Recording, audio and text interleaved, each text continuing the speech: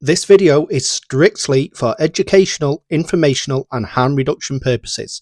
It does not promote, sell or encourage the use of nicotine or vaping products.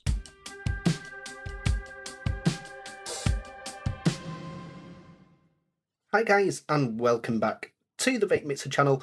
I hope you're doing okay because I'm doing okay too. And if this video looks a little bit different, it's because it is. I'm going to do something a little bit different to a normal unboxing because I'm going to give you a little bit of an idea of my system and my setup what I have here.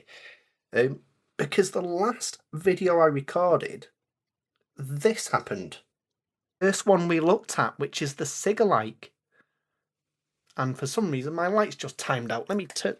Ooh, nope, something just popped and I don't know what it was. Ah well, I'll figure it out in a minute. Ooh, I blew a fuse. That's what you want. And I've now looked around and I've figured out what the problem was. So this is my setup. Hello, yes, I'm holding the phone. And this is where I record all of my videos. And the light what went out is that one, which is on the wall, stuck over the top of my very obviously knockoff Avengers poster. And that is controlled by this little switch over here, which I can turn it off and on with that. That thing's for the ceiling lights, which does do something. That's up there. That turns them on, and I can change the colour. They're not great, but they work. But yeah, that's the light what went out in that video. And it's connected to this USB power thing. Ignore all the paraphernalia, I've got a lot of projects I'm halfway through. Yeah, it's plugged into this thing. A 5-port mains powered USB charger. And that usually powers that light. And it has my phone charger and it charges my mics and everything with it. And it was that what blew up. Well, it wasn't that one in particular. It was this one. This is the one that went pop and gave me a little bit of a shock. So I thought something a little bit different today. Let's actually rip this one open and see what's gone wrong with this USB-C tower.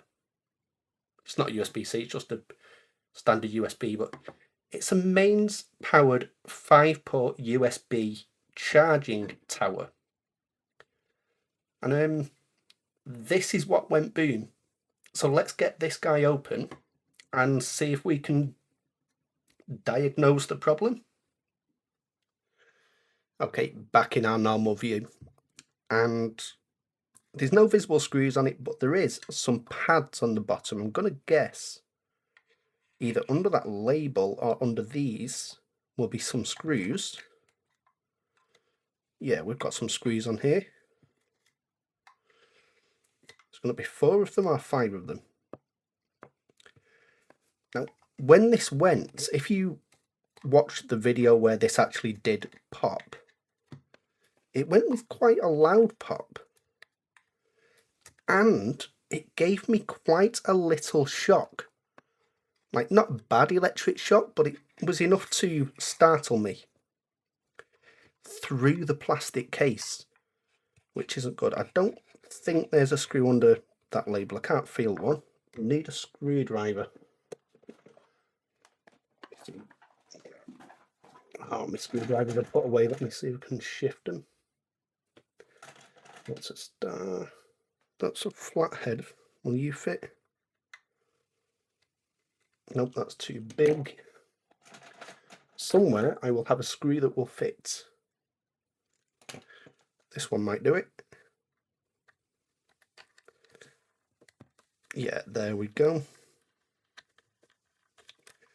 So I am not interested in saving this thing. I'm not interested in fixing it. I just want to know what went wrong. And screw gun on the floor. I just want to see which bit of this went pop. because I'm a very curious person. And I do also need to say this is about 2 years old. And I think I paid $7.99 for it. Ooh, so the bottoms flew off. And I have not seen one of these before, so there is a lot of capacitors in there.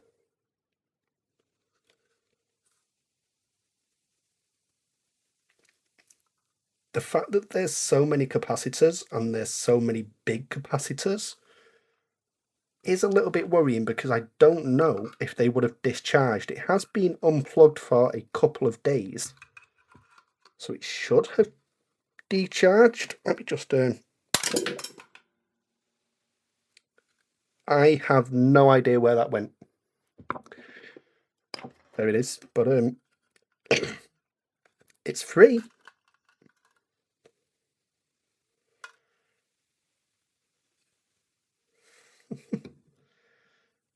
This is kind of cool. I mean, at first I thought it was a fuse what had blown. I'm seeing what the problem was. I can see the problem. I'm definitely seeing the problem. What is that white stuff on there? It's like a white gunk.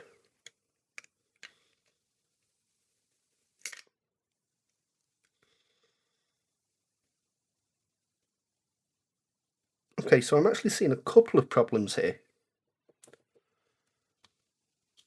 Now, the reason I know that it was this what failed is because, as I just shown you, I have a second one over there which is currently powering the light, giving me light over my desk. And I can see a few things. There's a few things which are causing me concern, and then one thing which I think is a definite problem.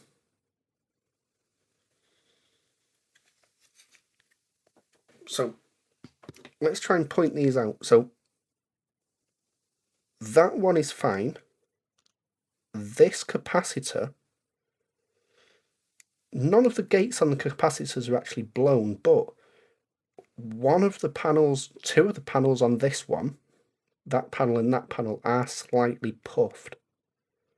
One panel here is puffed, and all three on this one appear puffed. The rest of them all look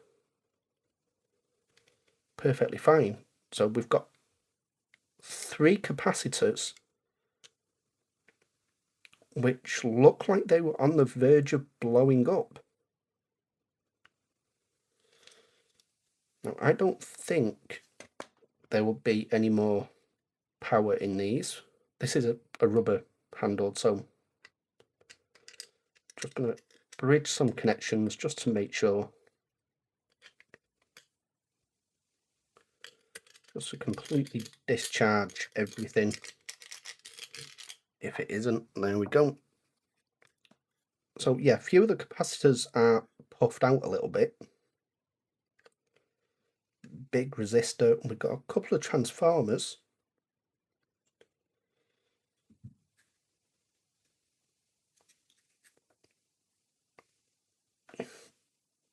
Hang on.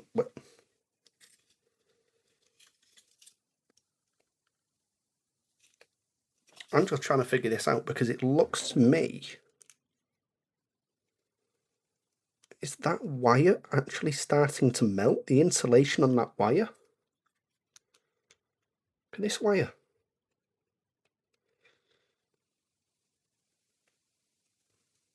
It is.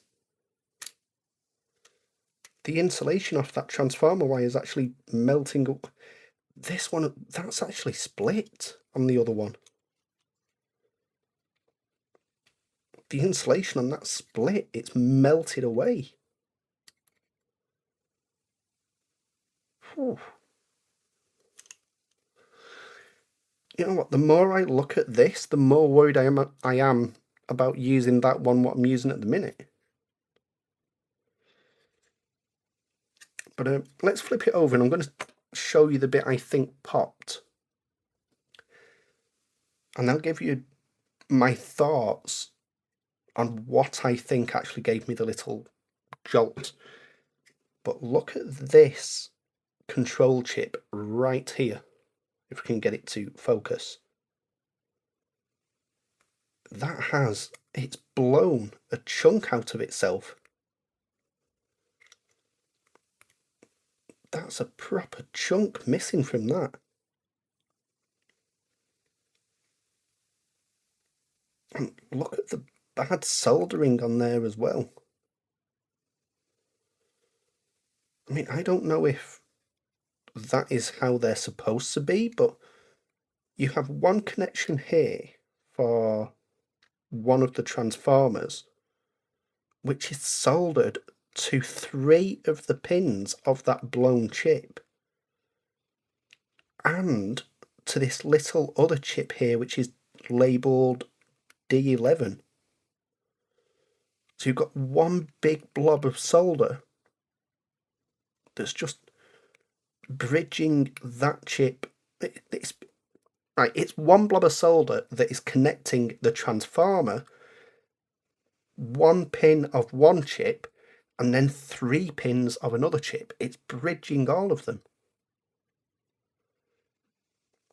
How did this even work in that condition? And again, down here, look at these two. That's 2 separate connection points there, but the solder has bridged and created a short.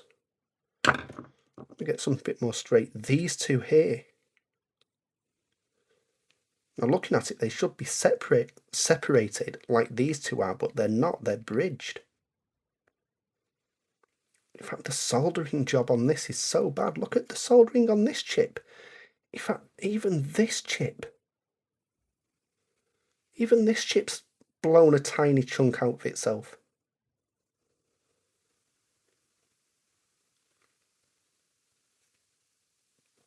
Oh no, wait, there's one of the same chips down here that also has that same dimple, so I think that's part of the design, so ignore that one. But this chip here, that has definitely blew a chunk off. So many bad solder connections. In fact, look, you've got this up here, and then you've got the exact same setup down here with the solder connecting the 2 chips and a transformer. So maybe that's how it's supposed to be. In fact, the same down here. It just looks very unusual to me. But that chip that is controlling the transformer, I'm going to guess as to what happened here. So I'm going to guess this chip blew and the power in this little transformer had nowhere to go. Because it was so close to a very thin plastic sheet, it's like, look how close that kind of is to the top. So when I put my hand on the top, it's kind of just straight up through the plastic into my hand. That's my guess as to what happened. But yeah, still interesting. Something a little bit different for the VAPEMIXR channel. I just wanted to see what went wrong with my setup, and I think we have a pretty good idea. So, yeah. Right, I'll see you in the next one then. So, like, comment, subscribe, follow, all the usual stuff. And I'll see you next time. Okay, bye.